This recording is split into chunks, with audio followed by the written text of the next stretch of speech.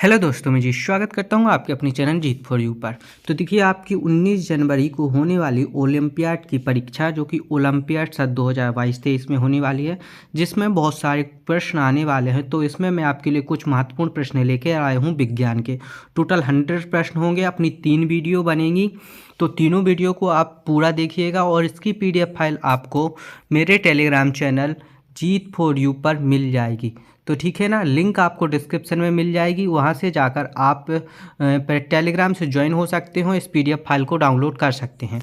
तो देखिए, कक्षा 6 से लेकर 8 तक सभी के लिए एक से प्रश्न आएंगे। तो डरने की कोई बात नहीं, सभी हर लेवल के प्रश्न होंगे, ठीक है ना।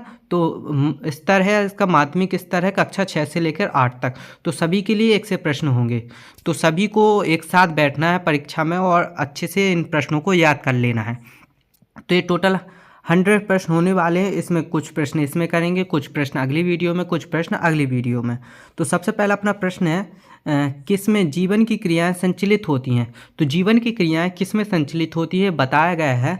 तो देखिए किस में होती हैं, बरगद। बरगद अपना सजीव में आता है और जीवन की क्रियाएं भी अपनी बरगद में संचालित होती हैं। तो अपना आंसर हो जाएगा सा। तो ऐसे ही प्रश्न आपके लिए लाऊंगा मैं और पूरा उदाहरण सहित आंसर बताऊंगा कि क्या कैसे होता है। देखिए, अगला प्रश्न है अपना, हरे पत्तेदार वाली सब्जी एवं फल मुख्य स्रोत है। तो देखिए, यहाँ पर पूछ रहा है हरे पत्तेदार सब्जी एवं फल किसका मुख्य स्रोत है। तो देखिए, विटामिन एवं खनिज लवण का मुख्य स्रोत है। तो कार्बोहाइड्रेट का जैसे दलहनी हो गया, बसा हो गया, प्रोटीन हो गया, दाल वगैरह में आता है, ठीक है ना। तो अपन का क्या हो गया, विटामिन एवं खनिज लवण। किस लिए अपन हरे पत्तेदार खाते हैं, विटामिन और खनिज लवण के लिए। अगला देखिए, दहन के लिए वायु में आवश्यक है। देखिए, दहन के लिए वायु में क्या आवश्यक है, दहन चाहिए तो ऑक्सीजन भी चाहिए। जैसे जीने के लिए ऑक्सीजन जरूरी है, वैसे जलने के लिए भी ऑक्सीजन जरूरी है। तो अपना आंसर क्या हो जाएगा, आग। अब आप कहेंगे ऑक्सीजन क्यों जरूरी, ऑक्सीजन के बिना आग नहीं लग सकती है। आप चाहे तो प्रैक्टिकल करके देख लेना, और प्रैक्टिकल अपने हाथ से नहीं करना क्योंकि अभी आप छोटे हो, तो टीचर से भी पूछ सकते हो, ठीक है। रेड डाटा बुक में क्या रखा जाता है, सभी जंतुओं का रिकॉर्ड रखा जाता है। क्या रखा जाता है, सभी जंतुओं का रिकॉर्ड रखा जाता है। आगे देखिए, अमरबेल उदाहरण है, किसका उदाहरण है। अमरबेल देखिए परजीवी का उदाहरण। अमरबेल का एक पौधा होता है जो दूसरे पौधे पर उगता है। जैसे ये अपना बरगद का पेड़ हो गया, मान के चलो, ऐसे ही मान लो, और इस पर एक छोटा सा पेड़ उग गया तो उसको अपन अमरबेल कहते हैं। तो किसका उदाहरण होता है, वो परजीवी का उदाहरण होता है। पादप का जनन भाग होता है। वैसे अलग अलग पादप में अलग अलग जनन भाग होता है। जैसे कि अपन आलू लेंगे तो आलू में खुद ही आलू अपना जनन भाग होता है, लेकिन यहाँ पर पूछ रहा है पादप, तो यहाँ पर कोई पादप का नाम नहीं दिया गया है, केवल पादप पूछ रहा है। तो पादप का जनन भाग क्या होता है, पुष्प होता है। तो यहाँ पर पुष्प होता है।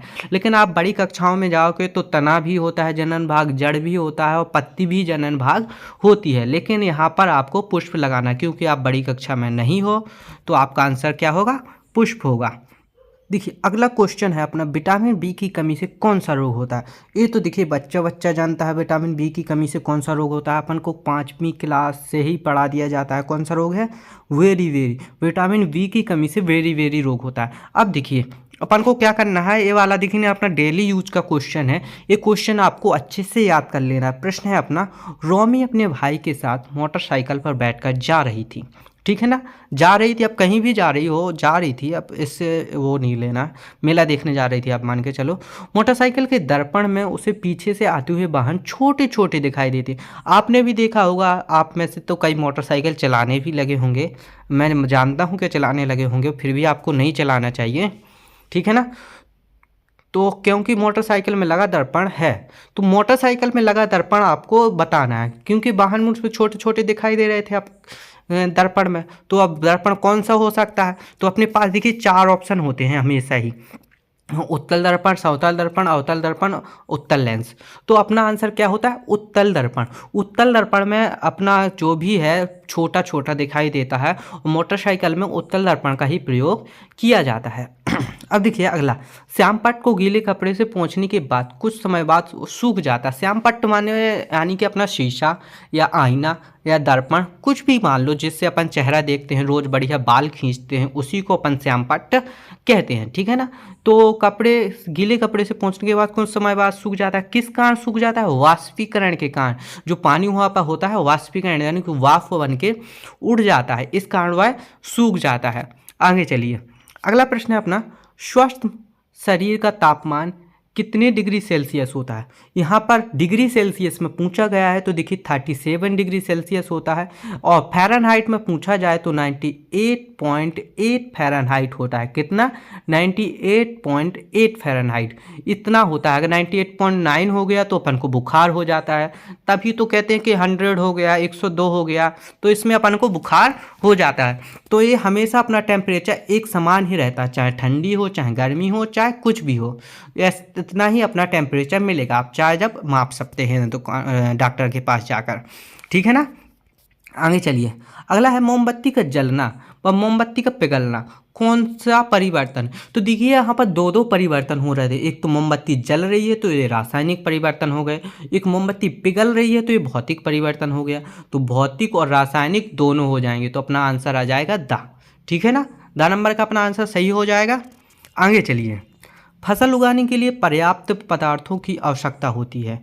किस किस की आवश्यकता होती है? देखिए फसल उगाने के लिए पहले तो मैं बता दूं आपको, देखिए फसल के लिए बीज चाहिए, बीज चाहिए, खेत चाहिए, खेत में तो मिट्टी होती है, सूर्य का प्रकाश चाहिए, पोषक तत्व चाहिए, सभी अपन को चाहिए।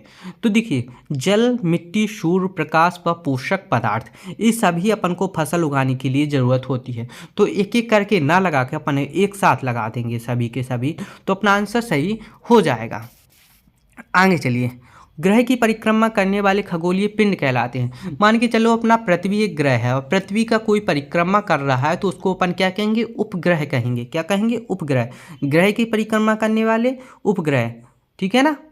और देखिए जिसकी, जैसे सूर्य एक तारा है, तारे की परिक्रमा अपनी पृथ्वी करती है, तो पृथ्वी अपना एक ग्रह है, और ग्रह की परिक्रमा कोई करता है तो उसको क्या बोलते हैं? उपग्रह। यहाँ पर पूछ रहा है कि ग्रह की परिक्रमा करने वाले खगोलीय पिंड क्या कहलाते हैं?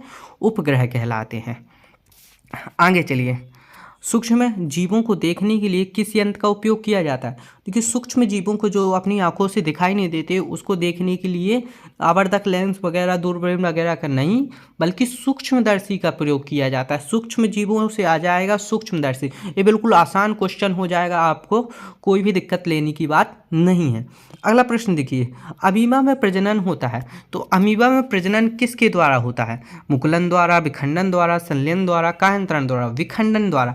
देखिए एक अमीबा ऐसा होता है, कैसा भी मान के चलो, इसको ऐसे काट दो तो इसके 2 अमीबा बन जाते हैं, इसको ऐसे काट दो तो इसके 4 अमीबा बन जाएंगे। तो किसके द्वारा हो गया? द्विखंडन द्वारा, ठीक है ना। फसल की बुआई में उपयोग कृषि औजार है। फसल की बुआई में उपयोग कृषि औजार क्या हो गया? Seed drill. देखिए सीड ड्रिल में अपन बीजों को भर देते हैं और खेत में जाके बे देते हैं। ओके, आगे चलिए, अगला प्रश्न है, संजू को सब्जी खरीदने के लिए उपयोग करना चाहिए प्लास्टिक का बैग का, मोटी प्लास्टिक का बैग का, इनमें से सभी बैग का, कपड़े व जूट के बैग का? तो अपन को कपड़े व जूट के बैग का उपयोग करना चाहिए। तो अपन ने केवल इस वीडियो में 17 क्वेश्चन देखे। मैंने बोला था कि टोटल अपने 100 क्वेश्चन होंगे, तो इस वीडियो में केवल 17 क्वेश्चन। अगर 18 क्वेश्चन नंबर से चाहिए आपको तो इस वीडियो को ज़्यादा से ज़्यादा लाइक करें और कमेंट करें और अपने दोस्तों के साथ शेयर करें। ऐसी वीडियो मैं आपके लिए लाता रहूँगा, और वीडियो में मिलते हैं अगली वीडियो में। तब तक के लिए धन्यवाद।